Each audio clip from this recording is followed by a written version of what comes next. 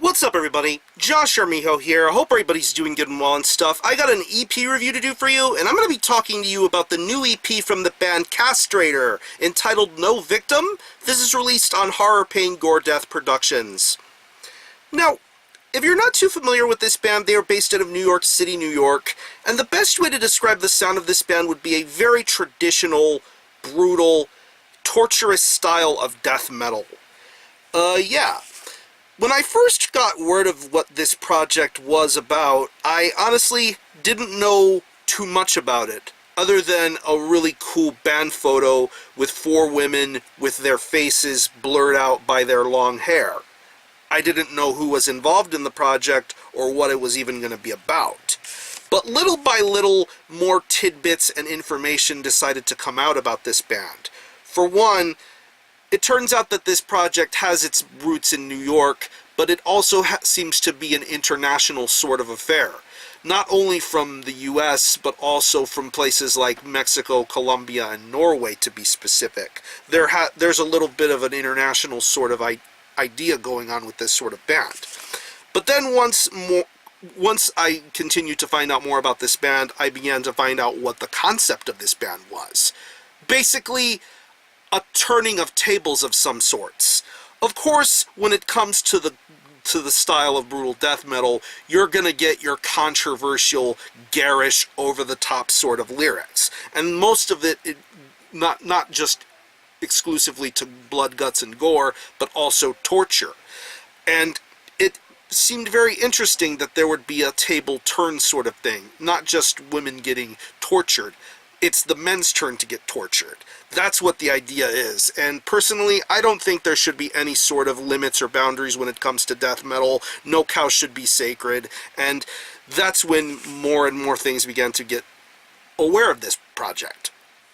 But aside from a little demo that came out sometime last year, we have a full-fledged EP of some sorts. It's only 4 tracks, and it clocks in at around 14 minutes in length. And honestly, when it comes to certain things, this project isn't really reinventing things per se, but the way things are being handled here, there's a lot of potential to be had here. There's a lot of potential to be had here with this project, and it just makes for some very entertaining death metal, to say the least bit.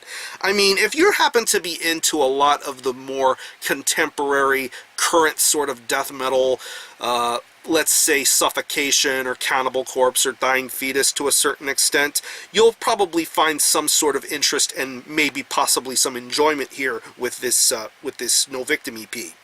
The main story of this EP is the way the music is being handled here. I definitely think the riffs are definitely the highlight of this EP for me. I definitely love the way this guitar sounds. It really sounds fun to listen to. Very well-placed riffs. Definitely a meat and potatoes sort of element being done here with these guitar riffs. They definitely sound great to listen to. Very venomous, very fast-paced. I definitely love what it's going for here. They even got Rob Vigna of Immolation to do some soloing on the track Brood. It tells you how much of an appeal this kind of project has if they were to get somebody like Rob Vigna to do a guitar solo. I think his soloing on here sounds really good on that track, but the rest of the songs on here definitely have a good meat and potatoes quality to them. Definitely fun to listen to. Bass-wise, I think it's very good too, very audible and clear. Definitely what you would expect from a more traditional contemporary sort of death metal sound and performance. I definitely think the bass tone is very good. When it comes to the drums, I definitely think the drums keep a very good pace all the way throughout. You get your usual fill of double bass, blast beats, quick fills and rolls. There is a lot of good drumming going on here. It's a very simplistic sort of drum performance, but yet the way that it's being handled here is very well to do, and they definitely know what to do here when it comes to the drum performance. It's definitely a fun to listen to. And when it comes to the vocals, I have it on the tip of my tongue to figure out who it could possibly be, because these people who have been involved in this project kind of have a bit of an anonymous sort of approach to them. But easily, when it comes to the vocals, you can probably take a wild guess as to who it could possibly be. But I love the way these vocals are being done here. Very mid-range, sort of high-end, sort of guttural vocals. I definitely love what's being done here. Very well worded and very, very chaotic and frenzied, to say the least. And when it comes to the lyrics, I don't know if there are any horror fans here, but I don't know if you've ever seen that movie, I Spit on Your Grave. very, very rowdy movie from the past. I mean, it got remade recently and it had a sequel, but the lyrics, they kind of remind me of that. They remind me of I Spit on Your Grave.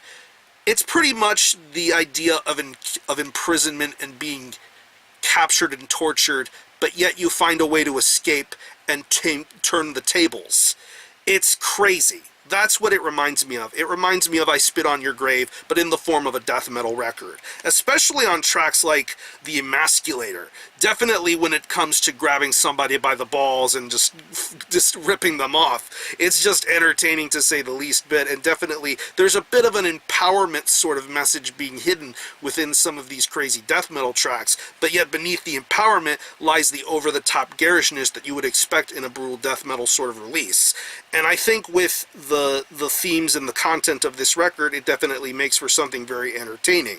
Something folks should be a little cautious of, but still you'll be very entertained to say the least a bit. So overall, I would like to think that there will be more stuff to come from this project. I would like to see where it potentially takes off. I know they've been playing live a lot as of lately, so if you happen to see them live, definitely check them out. I believe they can put on a really great show, and I would love to hear and see where this project goes from here. If there's any more plans to make more music, I'm all for it. I'd love to see a debut and see where everything goes from here. So if you're a fan of traditional death metal, and if you are a fan of death metal that wants to turn the tables on things, Castrator is a project to be on the lookout for. I definitely think it's entertaining, it's fun, and it's straight up death metal. What can you say about that? So I'm going to leave you some links in the description box as to how you can get a hold of this EP and listen to it. I will link you to the Castrator Bandcamp page where you can stream this EP in its entirety, hear it for yourself, and be your own judge as to whether you think it's worthy of being purchased or not. You can purchase it digitally, and you can also purchase the CD through Horror, Pain, Gore, Death, but I will link you to the